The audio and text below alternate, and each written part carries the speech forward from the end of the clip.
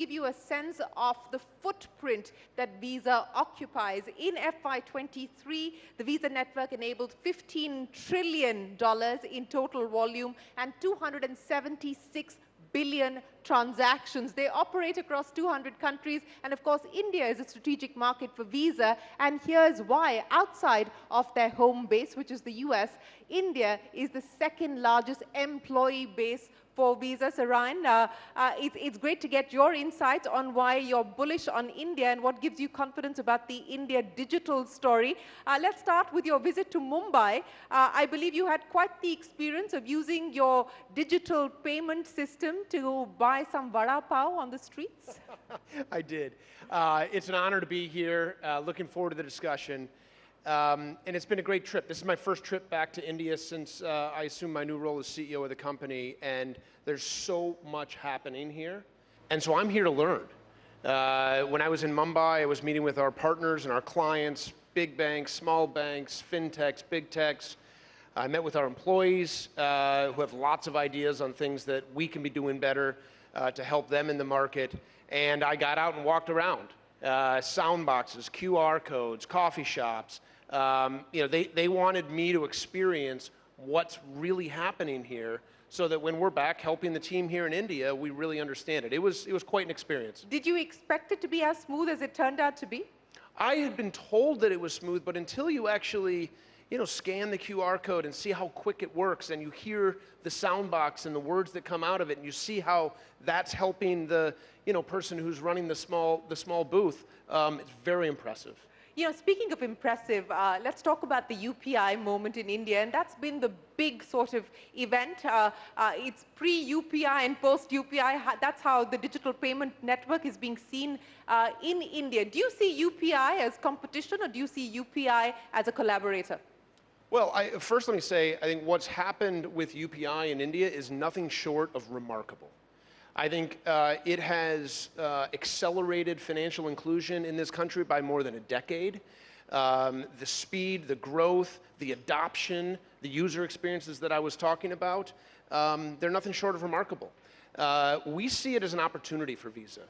I believe that we can help build on the financial inclusion that has happened as a result of UPI and help turn that into financial empowerment. Help work with the banks in India, help work with the ecosystem in India to create new credit products, to help people grow up the credit ladder, help them build wealth, help empower them financially as a result of the great work that's happened with UPI in India. So given the fact that you believe that UPI presents itself as an opportunity and not necessarily merely as competition, what's the target that you've set for the India team? What's the plan in terms of incremental investments, in terms of expansion? As I pointed out, you've got, about 4,000 employees here working in India, largely sitting out of your Bengaluru spaces, your Bengaluru offices. What was all of this going to mean now as far as Visa's future expansion in India?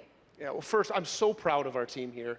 Our team in Bengaluru, our team in Mumbai, they are every day coming into work, serving our clients, serving our partners, and doing everything that they can do to not only help build new innovations for India, but increasingly to build products and services that we can export from India all around the world. We feel just so proud and so great about the team that we have here. I'll tell you, I leave India thinking I need to set the targets higher. Set the targets higher, not for just the investment that we make as a company, but also the results that we expect of our team here. So I'll definitely take that back from my trip. And we have been in this country for 40 years. Yeah. When we're thinking about the opportunities in this country, we're thinking about the next 40 years and the next 40 years after that. Those are the time frames we're thinking about in terms of the investments that we're making in the country. Well, let's talk about the next 5 years, not the next 40 years, because we don't know what's going to happen in the next 40 years. So over the next 5 years, in terms of the opportunities that you spoke of, and in terms of focus areas that you intend to double down on, remittances, cross-border, how is Visa going to operate in those spaces? How do you intend to leverage the advantages there? Yeah, first of all, if you just step back, for all of the success that you and I have been talking about with the digitization of payments in India, there's still more than $1 trillion in cash. So we're not a cashless economy by any measure. So we still have an opportunity to partner and to work to help digitize that cash.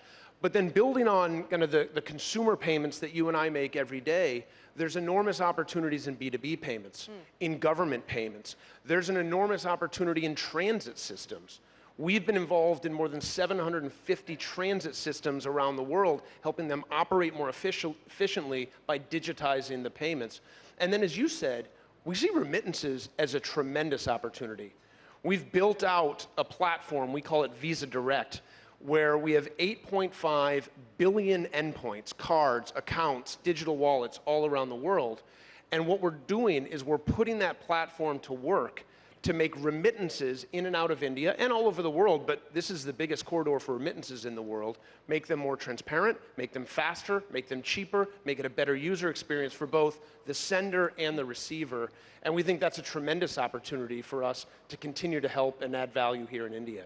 You know, you talked about the fact that cash continues to be a significant part of the economy, while digitization has, of course, grown as well. But, you know, when just before the UPI actually took over and took off quite literally, the view was that this could potentially mean the death of credit cards. That was the expectation. It hasn't quite turned out that way. But how do you see the credit card space evolving in terms of form factors, in terms of features, in terms of innovation? What do you see as the next wave of disruption to the credit card itself? Yeah, what we've seen around the world is users choose to pay with credit in different ways. Sometimes it's a card, sometimes it's a plastic card, sometimes it's a metal card, but increasingly it's a digital tokenized incarnation of the card. That can be on your phone or different form factors. So our strategy the whole time has been not to be wed to a card per se. In many ways, we've unbundled credit from what we all think of as the legacy card, and we've embedded that credit in the user experiences that people have as they're working their way through their digital experiences or, as we were talking about earlier, in the physical world. And increasingly, the physical world and digital world are blending. So we very much have unbundled those capabilities. And we do think that there's a lot we can bring to India in terms of innovative products and services in credit specifically that we've seen in different parts of the world. You know, in many ways, the credit product itself has melded and evolved in ways that it's embedded in people's lives in ways that it almost becomes invisible. And that's when you start to really empower that purchasing power in a way that's great for small businesses and merchants. You know, you talked about financial empowerment, and you also brought up the issue of the credit gaps, and the credit gaps exist in many spaces in different degrees. What will be the focus as far as bridging the credit gap specifically from an Indian consumer or an Indian market's perspective? Bringing new solutions to help underwrite near prime credit, new to credit, young credit customers, working with banks to provide different types of line management services, different types of ways to segment credit and make them applicable in certain use cases. All of this type of innovation is happening around the world, and I think is going to be a great opportunity to build on, as we were saying earlier, the momentum that's happened with UPI. And, you know, in 5 years, to come back to the question from a few moments ago, maybe we don't even call it a credit card per se. Maybe we call it Visa credit, or maybe we call it, you know, who knows what we call it. The word card may drop from our lexicon in India, given the enormous progress that's happened here. But we view our role as someone who can help power that innovation for banks across India. You know, you're talking about innovation, so we can't not talk about what's happening as far as the world of AI is concerned. And Visa, for those of you who might not be aware, has decided to put together a war chest of $100 million to look at nurturing AI across different startups. Take me through the idea behind that, what you intend to do. Is that going to be a focus area for you here in India as well? Yeah, sure. I'll talk about that specifically, and then more broadly how we're thinking about generative AI. That idea specifically came from a set of experiences where we were looking for companies that were using generative AI to create new commerce experiences, and we weren't able to find a lot of them. We wanted to go find them and nurture them, and we have a program we call FinTrack Fast Track, bring them onto the Visa platform. And so we said, why don't we put together an investment fund so that we can help go find some of those entrepreneurs, those people that are dreaming big about how they could use generative AI to transform commerce, and why don't we invest in them? And so that's where we started on that journey. If I back up, we're big believers in the power of AI. We've been a leader in AI for 30 years, using predictive AI to build our products and services, secure our network. We've been very aggressive in adopting generative AI in our company. We've made all of the tools and co-pilots available to our employees around the world. How much have you invested on that side? Oh, I couldn't give you the number, but if you went and talked to any one of our employees in India, around the world, and said, tell me about what Ryan's been talking to you about in generative AI. He's on us.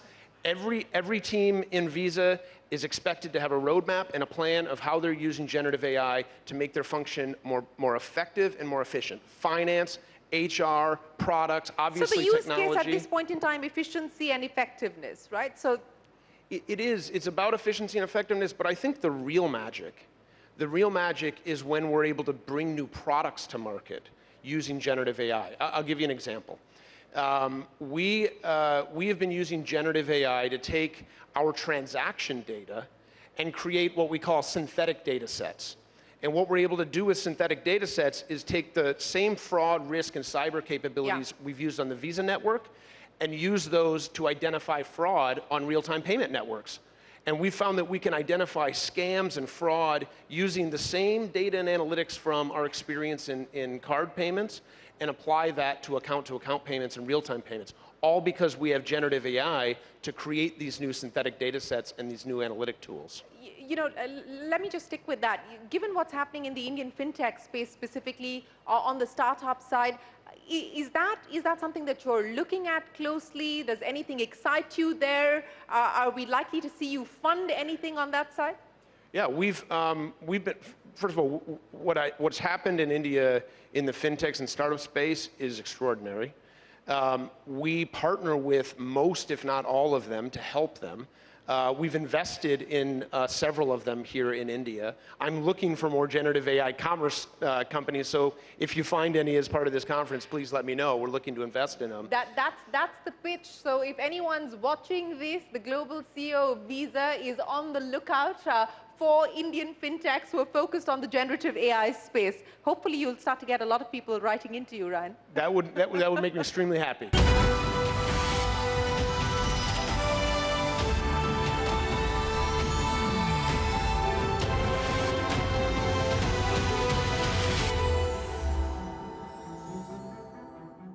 Let's talk about regulation in India. The regulator has done many things, including data localization, which was brought in a couple of years ago. Of course, all of you need to be compliant with that. There have been some recent changes for credit cards specifically. How do you see the regulatory environment in India at this point in time? Is it challenging? Does it add friction? Or is it making you feel that it is securing the digital payment ecosystem? Of course, it can be challenging at times, but it makes us better. That's how we view it. We want to be in compliance as effective and faster than any company in our space. We want the regulators to look at Visa as a leader, and we lean into this regulation because we do believe that it makes us better. I also give enormous credit to the regulators in India for leading the charge on innovations that not only make the system more safe, they help drive commerce. I would use tokenization as an example. I think the regulators in India leaned into tokenization, they mandated tokenization, and as a result, e-commerce is going to be adopted even faster in India. It's going to be safer, it's going to be more secure, it's going to have higher authorization rates. So you're saying that the regulator in India was ahead of the curve on tokenization? Absolutely. They were an innovator in that way of leading, as far as all the regulators in the world, by mandating tokenization for e-commerce in India. Mm-hmm. So what would you say are the key risks today? You know, what keeps you up at night? You were talking about cyber safety, cyber security, and in general, what we've seen with the momentum of digital transactions going up, that we've also seen the risks of digital fraud, of cyber risks, and so on and so forth. How are you, within Visa, trying to fortify yourself, and how much of this is a risk that you're factoring in? It's an enormous priority for us. I think it's a very big risk. You know, at the core of digital payments, at the core of the success of digital payments is trust. All of us are very comfortable engaging in digital payments, whether it's with a Visa card or anything else, because we trust that it's going to be safe. And we take the responsibility to safeguard our network and ensure that it is the safest and most reliable network very seriously. As you might expect, we're a very big target for the bad guys that are out there. We have somewhere between... Average, how much do you get attacked in a day? I was just about to say, we are attacked somewhere between 400 and 500 million times a month. Attack vectors that come from all different parts of the world. I'll give you another example. We have about 30,000 employees. Every month, we stop 20 million emails that were meant to be sent to our employees, and we stop them before they get to them. All of those are from bad actors. They're trying to trick our employees into doing something that they otherwise shouldn't do. So we take that very seriously. We've invested billions in our cybersecurity protections. We have 1,000 people that come into work every day, and all they do is focus on our cyber protections. But beyond that, we're also creating tools for our bank partners to help them stop fraud. Yeah. Every year, through those tools, we stop more than $30 billion of fraud that otherwise would have been perpetrated on our network and with our customers' clients. So this is going to be an arms race. It's going to continue to be an arms race, and we are going to invest, and we're going to work as hard as we possibly can to stay one step, if not 5 steps ahead of the bad actors to ensure that the network is as safe and as secure as it possibly can be. You know, when you say that this is going to be an arms race, explain to me how you're going about it. I mean, putting money at the problem or throwing money at the problem is just one aspect, but how are you thinking about this strategically? And more importantly, how do you look at this from your partner's perspective as well, who may not have the ability to throw money at the problem? Well, first on the second part of your question, this is something I've been talking to everyone that I've had a chance to meet with while I've been in India. We want to protect our network, the Visa network, with all of the tools and security that I mentioned, but we also want to make these tools available to all networks. We want to make our services available to any network that's out there because, let's be honest, like all of the network of networks that we operate in across the world, and on this particular topic, we're all in this together. We need to be investing in the safety and security of digital payments so that everybody across the world continues to trust. So MasterCard and you are aligned on this one. I think cyber protection is existential for digital payments, and so I want to make sure that we're making our products, our services, our talent, we're sharing information, we're sharing our services to anyone that's interested in putting them to work, and we feel like we have great products and services that we can be helpful with. Yeah, I want to go back to something that you said right at the very beginning. You said that you're here in India to learn. And in the context of the digital public infrastructure and what India's been able to do with the India stack, it was a big part of our pitch to the world through our G20 presidency as well. What do you see as the opportunities to export the India stack to the world? Yeah, first of all, I think the world is paying very close attention to it. I think there is a meaningful opportunity to export the stack. I mean, you go through it. Aadhaar, UPI, ONDC, DigiLocker. I mean, all of these elements of the stack are extraordinarily impressive. I was saying to my team the other day, I think if you look at what India has done, and you look at the product roadmap, I would put it up against any of the best big tech players on the planet. Not just the roadmap itself, the clarity, the execution, the transparency, the length of the roadmap. It is remarkable execution, and I think there is a big opportunity to export the stack far beyond India. The other thing that I spend a lot of time on is consumer preferences, consumer trends. What are we hearing from buyers and sellers around the world? What do they need? What are the technologies that are changing how they're running their businesses or they're engaging in their lives? By the way, generative AI, another topic we could talk about that's helpful is how I think it's going to change shopping, which I think it'll have a very big impact on that. More experiential? Yeah, I think it's just going to make it easier. If you think about shopping, especially for someone like myself who's neither that good at it nor likes it that much, it's very inefficient. That makes the two of us. It's relatively inefficient. And so I think generative AI, all of us are going to have co-pilots in terms of shopping. We're going to have much more curated experiences. We're going to have much more curated payment experiences that come with it. And that's just going to make a much better experience. I also think I have a personal thesis that generative AI could be a very empowering capability for small businesses around the world. It starts to give them access to the capabilities that only the largest retailers have had, whether it's product reviews or recommendation engines or things like that become unbundled and available to small and medium businesses around the world. I think generative AI could be a very leveling force in the commerce space. You preempted what I was going to say. So you actually believe that generative AI will level the playing field, not make the gaps wider? I believe it will. That's my personal thesis. I think it'll for the largest retailers and the largest platforms, it will certainly help optimize what they do. And again, make it a more enjoyable experience for all of us as shoppers. But I think it has the power to level the playing field. It has the power to democratize a lot of the commerce capabilities that have been bundled into some of the largest platforms and make them available. And for you and I as shoppers, I think we're going to have much more broad views to inventory that's available in small and medium businesses, either in the cities that we live in or around us. Do you see India then being an incubator of some of the innovations that you would hope for Visa to focus on in the future? An innovator, an exporter, there's no question about it. I mean, the fintech community here has had a very profound impact on Visa. And you know, we've collaborated, we've worked with them. How has it changed Visa? How have Indian fintechs changed Visa? Yeah, Indian fintechs have opened up our mind to the power of QR payments.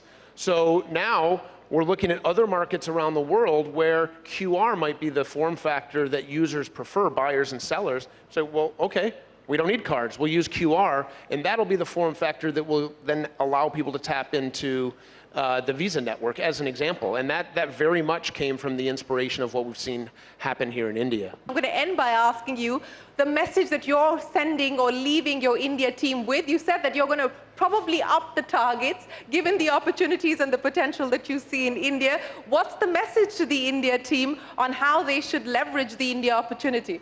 India is an enormous opportunity. India has had incredible success.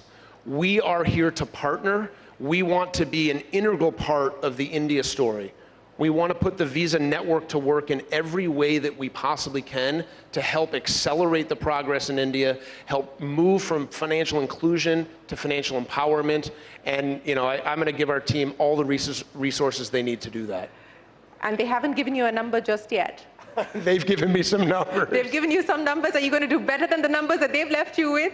We're going to give them everything they need to be successful. Well, Ryan, thank you very, very much for joining us here. Ladies and gentlemen, the global CEO of Visa on their outlook for India, as well as the opportunities that it presents for the Visa network. Appreciate you joining us. We hope you have a fabulous trip back, and we look forward to seeing you back in India soon. It was fun talking to you. Thank you very much. Thank you so much. Thank you, Ryan. Thank you, Ryan.